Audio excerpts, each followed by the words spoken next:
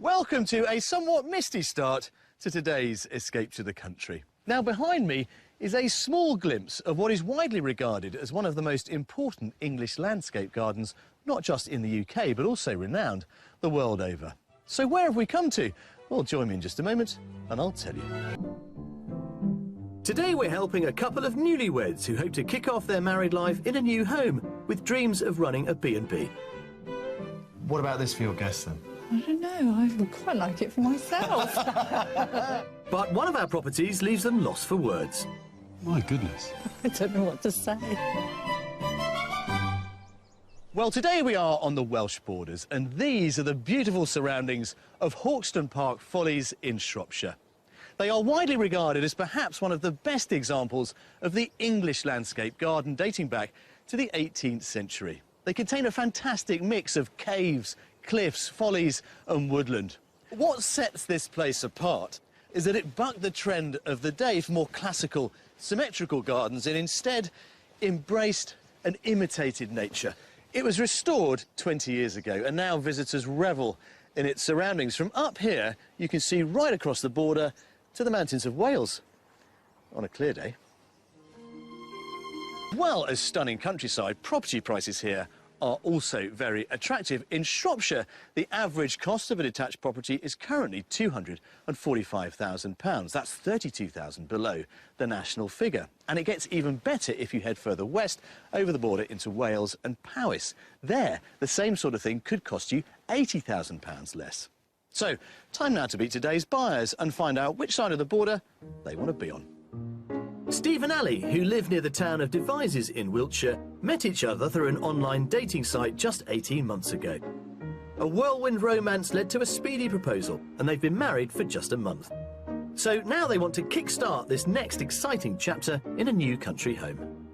Steve proposed to me when we went to Sri Lanka last year. It was towards the end of the holiday. Walked out onto the beach with her in the evening, held her in my arms and said, "Would you marry me?" We both lost our partners some years ago.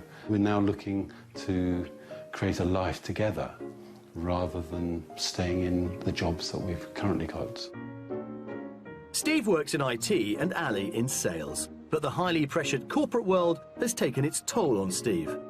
I commute almost 3 hours, 3.5 hours a day, so our escape is more than just escaping into a more rural environment. It's escaping from that whole work environment. Steve and Ali both have 2 grown-up children from their previous relationships, but they've left home and the couple currently live in a 4-bedroom property that Steve bought before meeting Ali. I chose this house when I was single, that the children could come home to. Since we met, it's obvious that the house doesn't meet our requirements. We'd like to choose somewhere which is ours. And they've chosen the Welsh border country for their first shared home together. It's a lovely area, It's a isn't beautiful, beautiful area, and fortunately it's still within the price bracket that we have. But Steve and Ali don't just want a new home. A joint business venture is in the pipeline. When we were courting, I said to you, I'd like to own a bed and breakfast, and you said, that's what I'd like to do, didn't Exactly. you? We want to get to a point where we can retire and just look after the B&B and some letting units and have a life. And when they're not busy with the B&B, they should have more time for their passions, which include baking and cake making for Ali, whereas Steve hopes his modelling will take off. I took up flying model aircraft about 8 years ago, just as something to really de-stress with. It's become a bit of an obsession. I've got something like 25 aircraft. It gives me great pleasure picking one of those up, taking that up onto the hill and throwing it off. But their rural dream isn't just a flight of fancy. They're under no illusions that this is a big move, though it is a chance for the newlyweds to spend some quality time with each other. I'm well aware that running a B&B isn't going to be without its stresses and without its early mornings. But it's doing something that we both enjoy. Absolutely. Steve and Ali want to find a property in the northern section of the English-Welsh border, but don't mind which country they live in. So we'll be looking both in Shropshire and Wales for their new home. I'm meeting up with them in Shropshire to learn more about their planned move. Well, Steve and Alison, welcome. to escape to the country. This is all quite exciting. Am I right in saying that you only got married 6 weeks ago? We did. So, Alison, what are you hoping to achieve with this move? We are hoping to open a bed and breakfast with some letting units. We want about 3 bedrooms and 3 letting units, both of us giving up our full-time jobs. Have you ever done anything like it before? I have. I've run pubs and restaurants, but you haven't, have you, Steve? No, I haven't. Why have you settled on the northern end of the Welsh borders? We like this area, the countryside, the hills, there's some lovely country houses. We feel that there's a lot to draw people to this area. What would your ideal home look like? Perhaps an old farmhouse, a rectory, perhaps a barn that needs converting, or some outbuildings that we could turn into letting units. How much of a project would you take on? If we started off with 3 rooms that we could let, that would give us enough income to start with. And then if there were barn conversion, stable conversion, or something like that, we would do over time. And also, perhaps a little bit of land as well. Ah, what's going to happen on that? Well, Some animals. yes, yes. I'd ideally like some pasture and also woodland. You really are painting a picture of the ideal country life. I mean, you know, this is all very good. It is going to be hard work as well, though. It really is. Yeah. B&Bs are not an easy wicket. How are you going to make your business that little bit different to all of the others to get that trade? I think we're going to go for luxury B&B. We are. Yeah. We are aiming at the luxury end. Yeah. So, Alison, how much are you planning to spend on all this? 750,000. $750,000, Steve. That's right, yes. It's a lot of money. Scary, isn't it? But this is an area where I think you can get very good value for money. We've got some really interesting properties to show you. I hope they will inspire you to create a vision of what this business could look like. Shall we go? Absolutely, let's do it. Drink up. With a budget of £750,000, Steve and Ali are after a traditional older property with character. In an ideal world, they'd like a 5-bedroom house that would allow them to let out 3 rooms as bed and breakfast units, but with the potential to develop up to 3 self-catering holiday lets around it. Steve would like some land to fulfil his small-holding ambitions, and a bonus would be some private woodland in their grounds. We've lined up a selection of classic border country contenders for our house-hunting newlyweds to consider. But the honeymoon might be over when I reveal the price at the end of the property tours. And of course, we've got a mystery house that might well challenge Steve and Ali on age, but it does give them more than they bargained for elsewhere. Our first offering is situated in the popular Welsh market town of Llangollen. An ancient Welsh settlement situated on the banks of the River Dee, it takes its name from its founding 7th century saint. Today it's a thriving tourist centre and probably best known for hosting the international musical Eisteddfod every summer, which attracts over 100,000 people. Located within walking distance of Llangollen, our first house is set in a quiet, elevated position overlooking the town. Well, we've crossed the border into Wales. There we are, guys. Oh, wow. This is different. I don't know what to say. It's lovely. It's certainly going to be big enough, or it looks like it is from here. The garden looks nice. That lot there is a 6-bedroom property, 5 of which are en suite. Fantastic.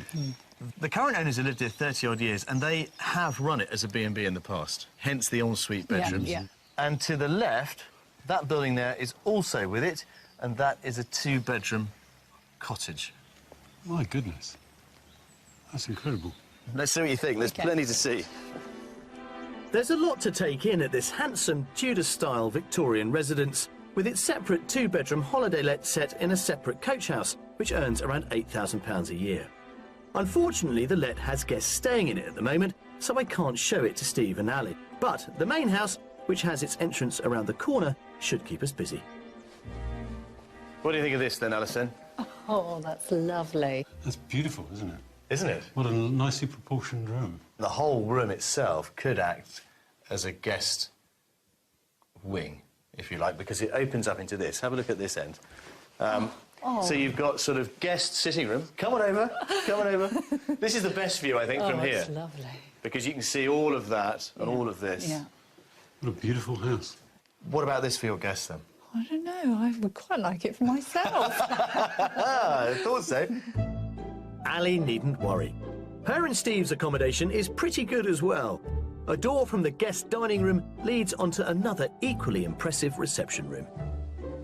There, this is what we think would be your bit. Oh, wow. Open-mouthed and open-eyed, That's Alison. nice. That's lovely. Yeah. That's plenty big enough for us as a Yeah. living room. Yeah. Right, come and have a look at the kitchen. You'll Okay, like this. Yeah, dying to see the kitchen. Oh, that's a nice kitchen. That's lovely. I think you could spoil your guests. I do. Through that door is a huge utility room, come laundry room, I would suggest, and another little storage area too. And also, you've got a cellar here as well. Seriously? Yeah.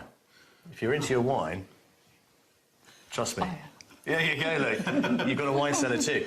There's currently a quarter-sized snooker table in there at the minute, like a pool table. So, actually, that's how big it is. It's lovely. Absolutely lovely. Now, I did say to you on the outside that we had 6 bedrooms to explore. Yes. Upstairs might take a little bit of time. Come and have a look. Not surprisingly, our buyers like the space they get with this substantial property, and the ground floor room arrangement gives them privacy from their guests. Of the 6 bedrooms in the property, 5 are on the first floor. They're all generous, and 4 of those have ensuite bath or shower rooms. There's also a family bathroom you could easily get lost in. And up on the second floor, there's an attic games room, but I'm showing Steve and Ali the largest bedroom on the first floor, which I've earmarked as their master. Wow. This is yours, although, to be perfectly honest, any one of those ensuite bedrooms would pass as a very comfortable master bedroom. I love the ceiling. This is lovely. Absolutely amazing. Now, you're going to like this. Huge proportions. His and hers storage. You're kidding. Nope. No, it's his, hers and his. Or hers, probably. Well, you take your pick. Bags of built-in storage with this one, and a really nicely proportioned ensuite through there, as you would expect. Yeah. I think it's still raining.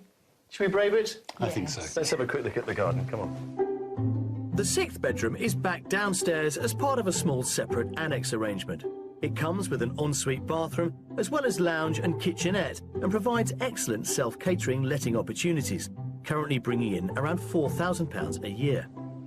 Outside, extensive landscape gardens fan out from the back of the property, with a lovely backdrop of the Berwyn Hills and Dinesbrand Castle, which today is shrouded in misty rain. Ah, well, it's raining a bit more than I thought. Can you admire the garden from here? I think so, yes. It is about 2 acres all in. How much is it going to cost you? Because this could be the slightly tricky bit. You go first.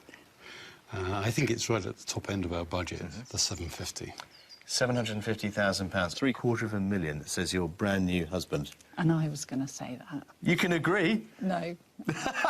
Oh, It works well. That's a good omen for the future, isn't it? OK. I'm going to go 775. This could be yours for £650,000. Seriously? Really? Gosh. That's amazing. 100,000 left over to make any little tweaks that you would want to. Gracious. Can you buy it? I'd love you to buy it. Lovely property. Well, look, go and explore, rediscover this property, try and work out the ground plan, try and cement it into your minds, because there's a lot to take on with this one. And I will catch you later on, somewhere. Off you go. Thanks. £100,000 below budget, the price of our Tudor-style mansion comes as a pleasant surprise, as it leaves Steve and Ali some of their budget to put their stamp on it. Offering separate accommodation from their guests, there are 6 bedrooms in the main house. One of those 6 is part of an annex joining the main property, and there's also a separate 2-bedroom coach house across the driveway, unlocking bags of business potential. The land, seen from where we saw it, looks stunning. So very, very impressed with this property. I really, really like it. It's got everything that we wanted. Lovely large kitchen with a range. There's 6 bedrooms, 5 with ensuite, so we would be able to let them, all of them if we wanted to. Hey, how are you doing? Very well. Yeah? Am I standing outside your new home? I hope so. Well, you can certainly afford it. And wow, what an exciting proposition. Yeah. Absolutely stunning property. and Ali have asked that their new property include some private woodland. They're keen on using wood from their land for fuel. But more than half of the UK's small woodlands are in decline. Over the last 20 years, 1/3 have disappeared due to poor management and countryside development. Small Woods is an organisation designed to maintain and protect the 400,000 hectares of small woods in the UK. To find out more about sustainable woodland management, they're meeting Chief Executive Mike Bentley. What size of woodland should we be looking at to have something which is sustainable and would help us with the heating? For self-supply of wood fuel? Yes. You don't actually need that large an area, quite surprisingly. About 1 hectare of mixed broadleaf woodland, you would be able to produce a sustainable yield of, say, 4 cubic metres or 4 tonnes of firewood per year, which would normally be enough to heat a wood fuel stove in a medium-sized cottage. Assuming that we do get some woodland, what type of trees should we be looking for? I would probably advise you to go for a woodland with mixed species. Right. There are a couple of nasty pests and diseases going around at the moment, particularly affecting ash. You've obviously heard of ash dieback. Yes, you've seen it in our area. And also there's a fungus that's affecting larch trees. So a woodland that was purely larch or purely ash may be one to avoid. The most traditional method of woodland management is coppicing, the ancient practice of cutting a tree off at its stump to encourage rapid regrowth of buds and shoots. Opening up the tree canopy to let in light also promotes greater biodiversity. The extra light reaching the ground encourages wildflowers and plants, attracting butterflies and other insects. As well as benefiting the ecosystem, coppicing has an added advantage. You're left with freshly cut wood from which you can create useful everyday objects. The practice known as green woodworking also employs traditional handmade tools. Steve is going to try his hand at making a spatula and Ali a rolling pin using freshly felled ash. We're going through the middle there. OK. And stick it in the brace. So leave it... Hey, whoa, good. Well done. It did. Well done. Meanwhile, Ali is shaping her rolling pin using an age-old shave horse and a draw knife to create a rounded cylindrical shape by continually turning the object. It looks really dangerous, I know, but in fact it's not really. I mean, it's really hard to actually bring the knife far enough back to cause you any damage. So just keep going, keep turning it, and I'll come back and see how you get on. All right, OK? Steve has now drawn the outline of a spatula onto his piece of wood and begins shaping the utensil with a side axe. Yeah, you still got your fingers then? Yep. Absolutely, all 5. Good, good, good. Hey, actually, that's looking good. He then joins Ali on the shave horse to smooth off the edges. So what we're going to try and do is reduce it down even more now. OK. OK, using the draw knife. If you want to know what to do, just ask her. She's an expert now. OK, so... but here you go. Have a go. OK. So, nice, strong... There we go. It's quite satisfying, isn't it? It's, yeah. Ali's rolling pin is also gradually taking shape. The final step for Steve is to round off the spatula with a knife. Hey, first attempt, I think you should be proud of that. Very good. How about you? What's the rolling pin like coming along? I think a few more hours. A few more hours needed. needed. I think so. It's more round than when we started. Yeah. Well, guys, you've done really well. It's your first attempt. They look fantastic. Thank you. Yeah, no, you should be really proud of it. Yeah. It's been really enjoyable. Yes, Good, that's the thank main you very thing. much. OK. Well, Steve and Ali now have some handy tips on managing woodland and working with green wood. As the day draws to a close, it's a chance for them to reflect on the property hunt so far. It's the second day of our B&B property search along the English-Welsh border with newlywed Steve and Ali from Wiltshire. With their £750,000 budget, we're hoping to find them a property that separates their home from their guests. Coming up, our mystery house pulls out all the stops for the business. I think people will be stunned when they came in here. And I meet the men of steel, whose artwork could save lives on our streets. Well, short autumn days mean some pretty early starts here on Escape to the Country, and we've got plenty to fit in on our final day of house hunting. Now, yesterday, I thought went really well. That house in Llangollen, I think, offered Stephen and Alison a brilliant opportunity, and if we showed them nothing else, well, maybe our work would be done. But, of course, we have got more to see. But building on the theme of yesterday, we're going to head back into Wales to try and find them yet more value for money. And, of course, it's Mystery House Day. For our next offering, we're venturing deeper into mid-Wales, to the hamlet of Penrhos. This is classic border country, rolling fields crisscrossed by lines of hedgerows, with hillside vistas stretching far into the distance. The nearest neighbour to our next house is a pretty church, and these spiritual connections are a clue to the property's former life. But will it enlighten our buyers? Oh, you're joking. Look at this. Oh, Come this way, Alison. chickens? Chickens. We'll keep those. Nice bit of planting, lovely views of mid-Wales. Oh. And there, what is it? It's a rectory. It's a rectory, yeah, exactly. It's the sort of thing that I think is the archetypal country home. Set within its own plot, as this one is.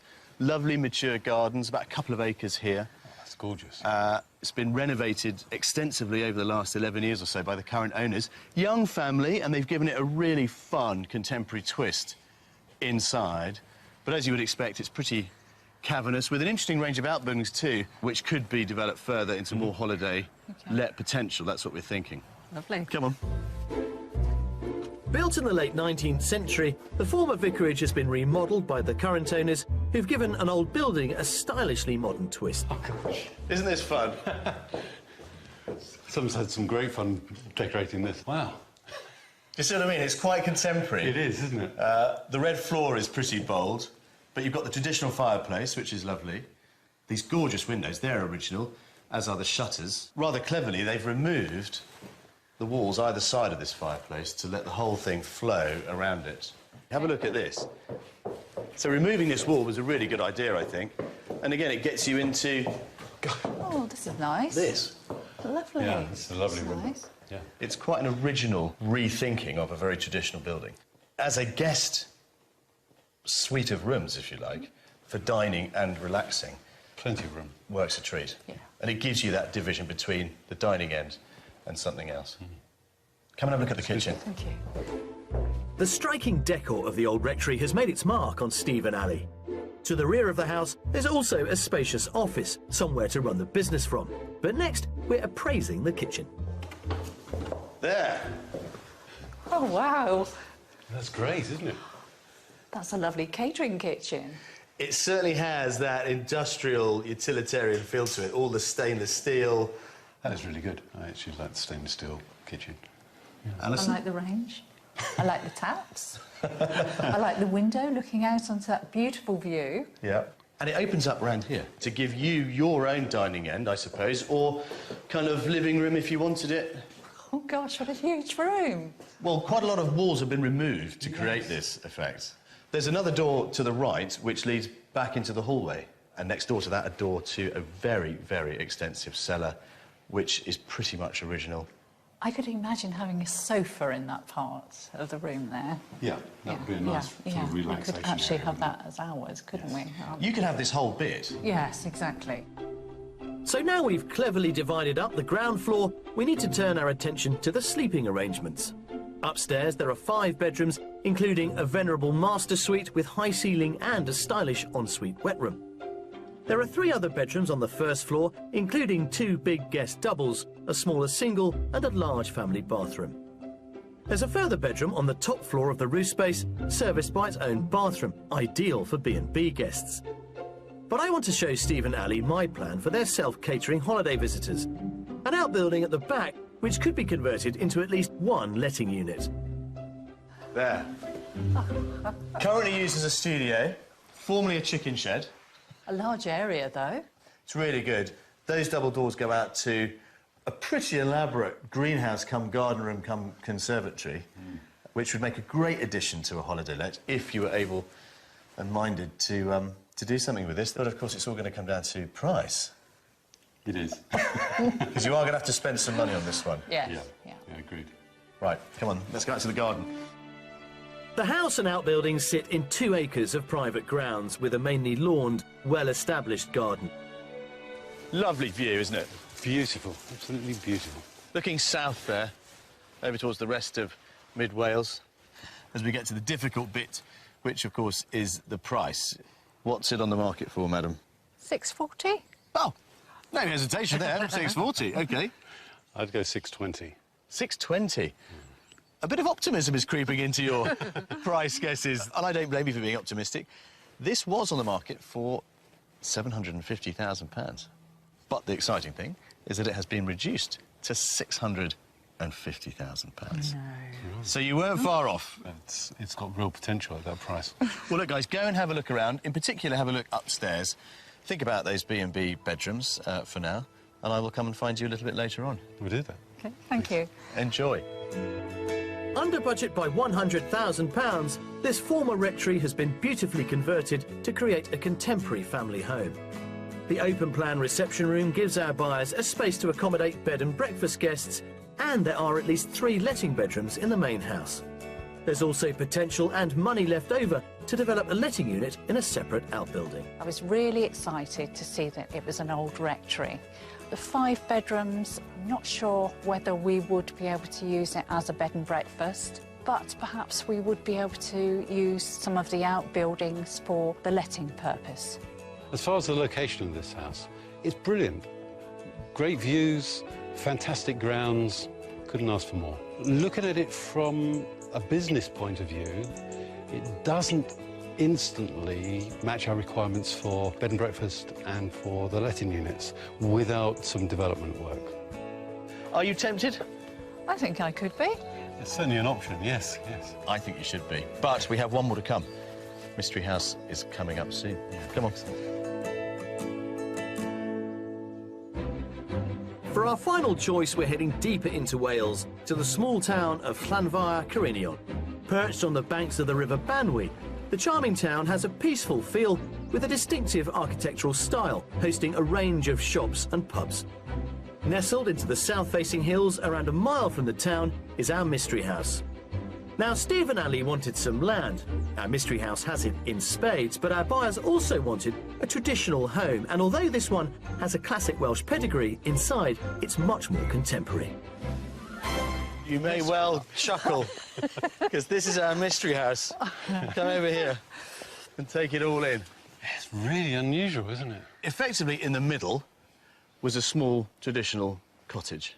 It's then been extended either side, initially in the 1990s over here, to create something which is, I guess, a bit more traditional. And then in 2005, this entire wing was added, which, as you can probably tell, has a much more contemporary feel. It has 5/6 bedrooms on offer. It has 2 staircases. That's very good.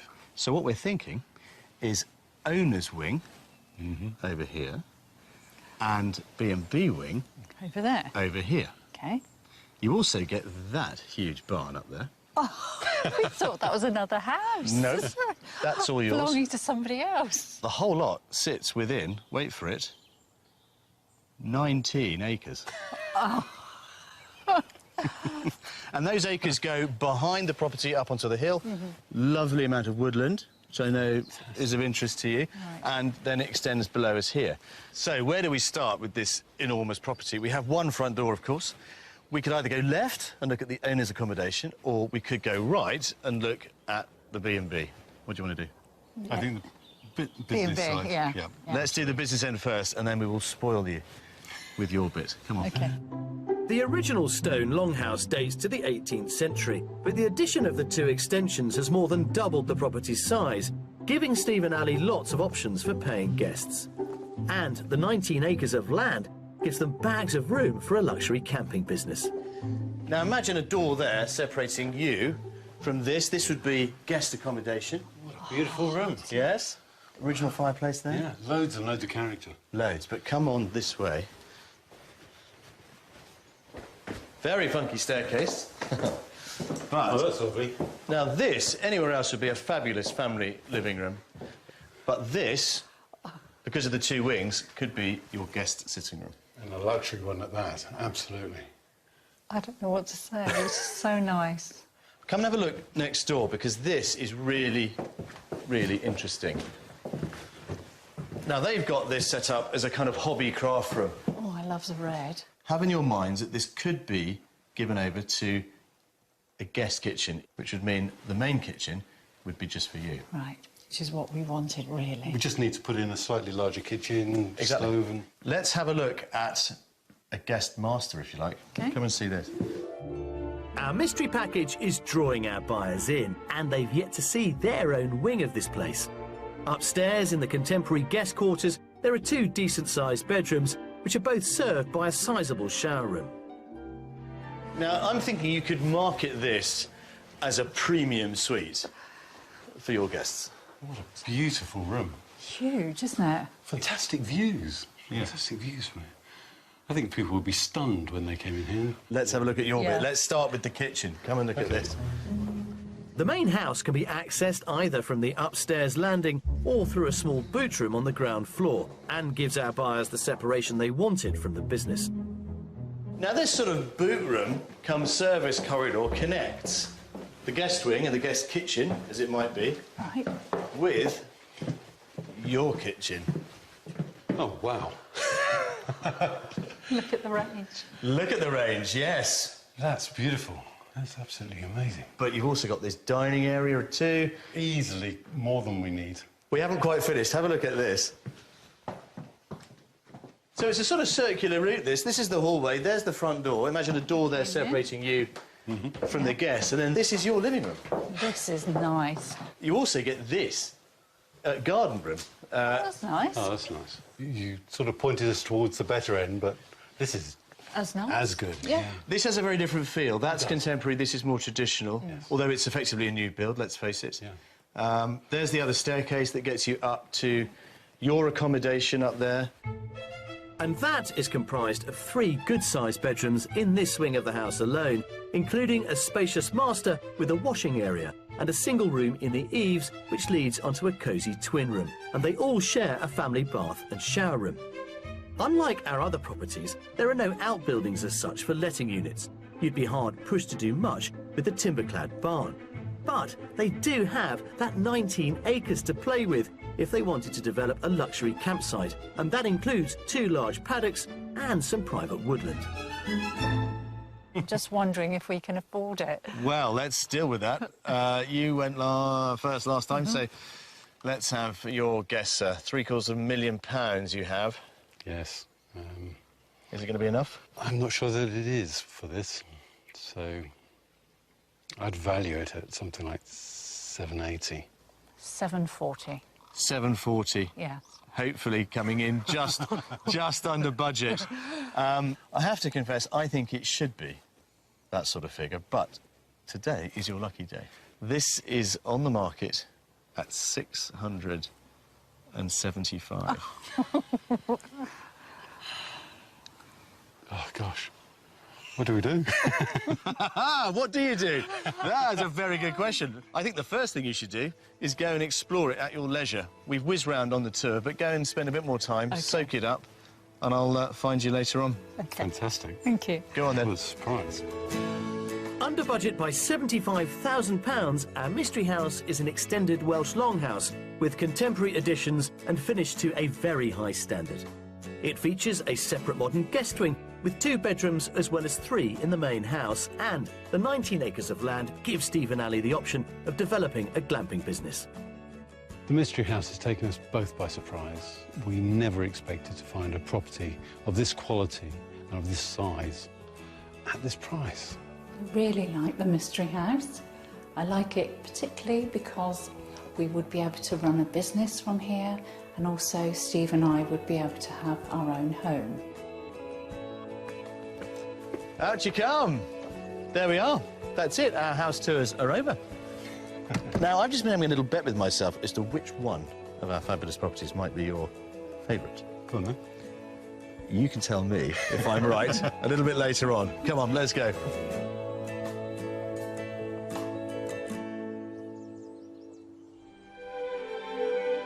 The borderland between Wales and England is an area of unforgettable beauty, blessed with plentiful natural resources. Thanks to the abundance of coal, towns like Ironbridge in Shropshire became important centres of industry. It was here in the 18th century that cast iron was first produced on a large scale by using coal to smelt iron. The world's first cast iron bridge is an enduring legacy. Today, the region's ironworking heritage is being kept alive and well at the family-run British Ironworks Centre just outside Oswestry. It showcases and champions metalwork as an art form. I've come to meet one of its founders, Clive Knowles, in the centre's sculpture garden. It seems only fitting that the Ironworks Centre should be here. How did it come about?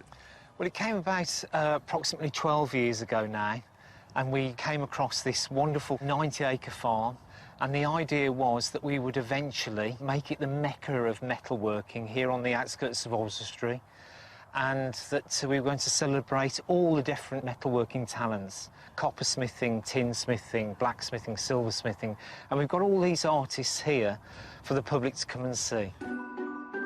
The centre's eclectic collection of animal sculptures include the familiar from the farmyard, as well as the more exotic. Clive is taking me to see a recent commission, a giant silverback gorilla made from thousands of spoons. Wow, it's bigger than I was expecting. This is the Great British Spoon Gorilla. It's made from 40,000 spoons from primary schools all over the country and all over the world. It took 6 months of welding and about a year, 18 months of collecting spoons. The gorilla sculpture was crafted by one of the centre's resident sculptors, Alfie Bradley, whose current project is in the early stages of development. An aim of the centre is to create artistic pieces that raise awareness of issues affecting the country. Alfie is building a statue of an angel made of knives, many of them collected by the police, which he hopes will help highlight the tragedy of knife crime. This is the knife angel. It'll stand probably 24, 25 feet in the air. This is just the spine and the wings of the angel. What, this huge chunk of steel here is, Yes. is the framework, is it, Alfie? Well, what I'm going to do is I'm going to create a frame around the spine that I'm going to weld all these knives sideways, like this. Wow. So they'll almost look like feathers. Exactly, yeah. This is a very different idea to the gorilla. This is tackling a very challenging and pernicious issue for us all, isn't it? This is addressing street violence, the carrying of weapons. Every knife taken off the streets of the UK is potentially a life save, and we are inviting any of the youths who are involved in gang violence or street violence or want to just come here and donate their own knife symbolically and weld it on themselves. They're being invited here to do that. And since I'm here at the workshop, Clive and Alfie have given me the honour of being the first member of the public to contribute to the sculpture. I know that you're a big fan of military history, so I managed to find this in all the pile. You're joking, that? I think it looks military anyway. It absolutely is. That is a Second World War bayonet. I think it's a great choice. Thanks, mate. I appreciate that. If you put yours right in the middle. Like that. Here's a pair of gloves that you'll be needing. Thank you very much. Now, it's a while since I've done any welding. Yeah. You're going to have to judge my work at the end of it. We will, and we'll be very critical. Yeah. Everybody got their helmets ready to go? Brilliant. Here we go. What do you think? Start at the top? Yeah. With over 100,000 knives needed to complete the sculpture, the centre is hoping to re-energise knife amnesties and that more weapons will be handed into the police over the next few months. Well, lads, how did we do? Well done. It's not going anywhere, No, is it isn't. It isn't. That's rock solid. Well, I must confess, I am really, really flattered to have had, as I say, a small part to play in creating what will be a beautiful sculpture. Yeah. And I think it's rather telling that welding this weapon of war that's now being attached to a symbol of peace, I think it's quite profound. It's a brilliant idea. Profound, yeah. Alfie's aiming to complete the knife angel by the end of 2015, when it will go on public show at the Ironworks Centre and, hopefully, will tour the rest of the country, helping to continue the metalworking tradition which originates from this historic region. Well, with the budget we've had this week, trying to decide which is the best property we've been able to show our buyers has been a pretty difficult task. I have my favourite, and I'm fairly sure that by now Stephen and Alison have theirs. But are we all thinking the same thing? Well, let's go and find out. We've given you some brilliant options, I think. All of them viable, all very different, different prices to boot as well. So which one is it? Which one is your favourite? Our favourite is the Mystery House. Is it? Yes. Ah, why the Mystery House then? Mystery House allows us to take that wonderful property, let it as B&B, for a number of years and then potentially divide it in two and let half of it as a high-quality holiday let. My money was on the house in Llangollen. Yes. The six-bedder with the separate two-bedroom holiday let. Beautiful house. And you were very keen on buying that. Yes, very much. So what changed? I think it's a beautiful house, but with the mystery house, Steve and I would be able to have our own separate home, which is very important to both of us. What about the area? Well, our intention is to do some research on that, go back and have a second viewing, and if all goes well, then put in an offer. Good. Well, guys, it's been a lot of fun. I'm delighted at what we've been able to show you. I am even more pleased that one of them, at least, has captured your hearts and your imagination and given you a vision for the future. And thank you very much for your help. It's been really great, thank you.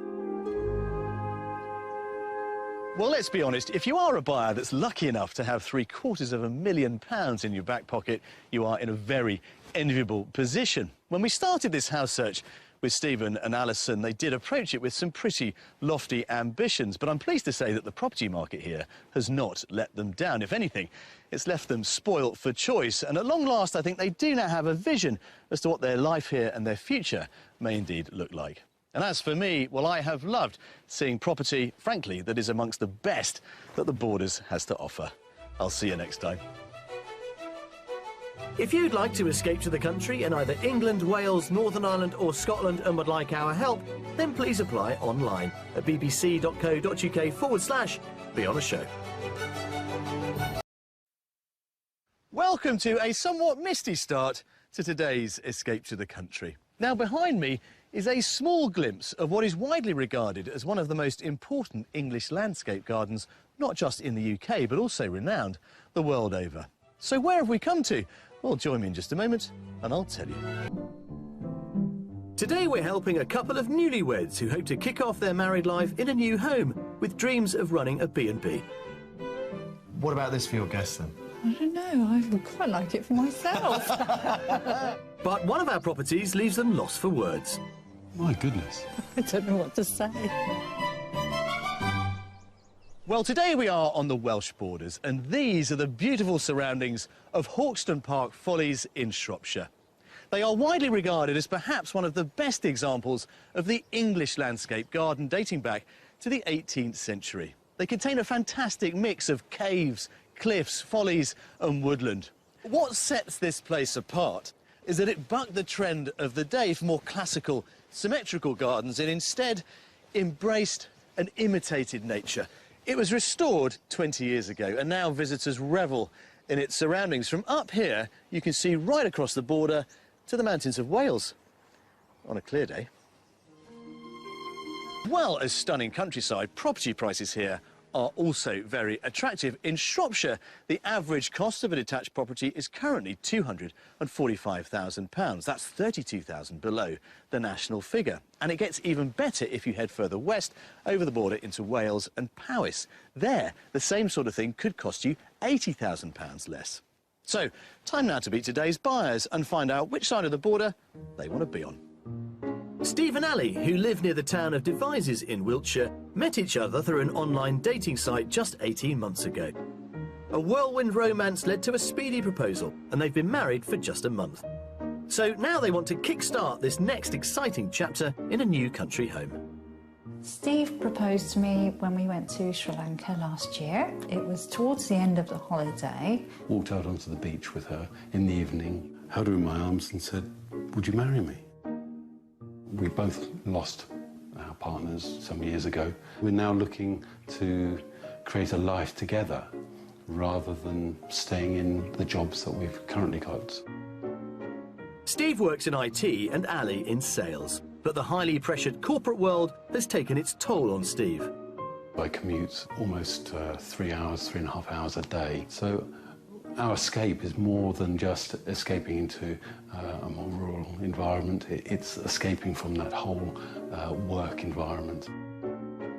Steve and Ali both have 2 grown-up children from their previous relationships, but they've left home and the couple currently live in a 4-bedroom property that Steve bought before meeting Ali.